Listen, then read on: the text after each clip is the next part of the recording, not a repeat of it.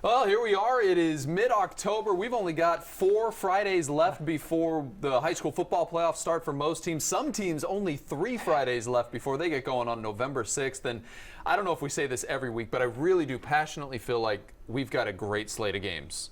Yeah, every single week we have the best slate of games. The best slate, all the slates. Yeah, and I do really like our game of the week. Last week's game of the week is going to be a tough one to beat. That Jones-Apopka game, maybe one of the greatest games I feel like we've had as our game of the week on Football Friday night.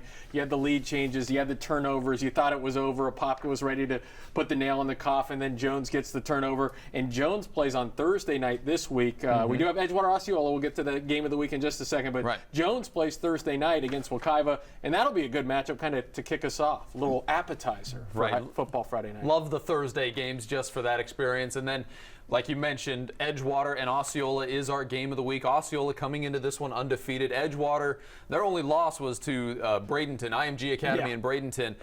So no shame there, but they haven't played for a couple of weeks because of COVID-19.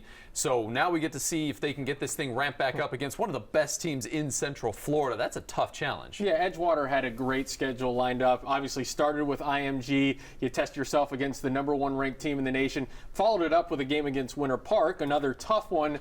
But then we missed out on some other good matchups that they were going to have. They were supposed to play Timber Creek last week. That one got wiped out. We know that Edgewater is really good. Osceola is always very good. I think we're going to see, it's a measuring stick game for, I think, Osceola, because Edgewater, to me, clearly the best team in Central Florida. But as you mentioned, coming off 2 weeks, not playing, probably not practicing much at all outside of maybe some Zoom meetings that they could do with their players. This is an interesting situation and an interesting game of the week for us. Yeah, very tough task for them. But so you have Jones, you have Osceola, they're undefeated. Seminole, the other undefeated team that's probably that top tier. But then we have some undefeated teams that still have some question marks. Timber Creek and Olympia. They haven't played the best competition yet, especially Olympia, but now the Titans are going up against Dr. Phillips. Their big rivalry game that has been a little one-sided recently, and now we get to find out, is Olympia as good as their record shows? Yeah, I think that's always the question mark when you have a schedule. Theirs was impacted by COVID as well, just an outbreak in the school, so they missed their opening game. But then, played some of the bottom feeders in Central Florida, and now step up in competition against Dr. Phillips, who's always good. Timber Creek, same sort of thing. I've been out at a couple of their games shooting, and they have talent, as they usually do. But I think I still need to see it. Like, who are they going to play against? They've beaten a Colonial. They've beaten a Windermere. This week they play University. I would have liked to see where they were at last week against Edgewater. This week, I think there's pretty easy, handy win against University. Yeah, I would think so too. We've also got Bishop Moore. Nice bounce back performance for them last week.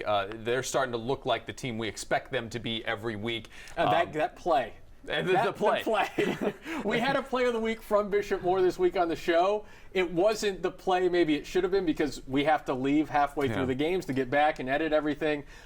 Gennaro Crankfield, it lasted like 45 seconds. He did like 5 spin moves. It was 99-yard touchdown or something. Yeah, with just a flock of hornets. A flock of hornets? What do you call a group of hornets leading him to the end zone? Yeah, but once there was a herd of Longhorns trying to tackle him from Harmony. It was just, if you haven't seen it on social media, both of us retweeted it. And we're going to try and find a way to work it into the show, because it should have been one of our plays of the week, but unfortunately our camera, it was me, I was shooting that game, wasn't able to stay long enough to get that play, but absolutely amazing. It should definitely get a lot of credit. Yeah, another rivalry slate. Just to mention where we're going to be at, 14 different games will be out this week. Mainland DeLand, another good one out there in Volusia County. Yep, and you can catch all the highlights on Football Friday night, 11:35. It will actually be at 11:35 this week, because the NBA Finals are over with.